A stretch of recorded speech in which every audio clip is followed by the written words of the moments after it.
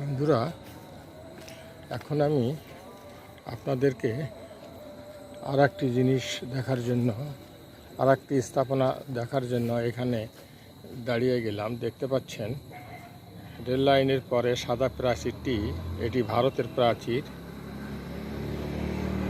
প্রাচীরের সাথেই এখানে নতুন করে পূজা মণ্ডপ তৈরি করা হচ্ছে। তো পাশে গ্রাম,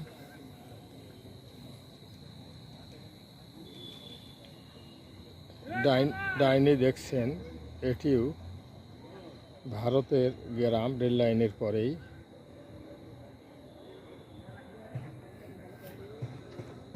দেখুন, আমি চেকপোস্টটি উত্তরের পিছনে ছেড়ে এসেছি।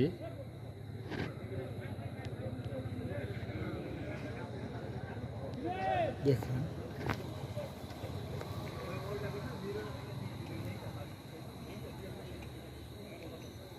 বন্ধুরা, এই ছিল আমার আজকের ভিডিও। আশা করি আপনাদের ভারত বাংলাদেশের ভিডিও ভালো লাগবে। সাথেই থাকুন নতুন নতুন পোস্ট দেখার জন্য।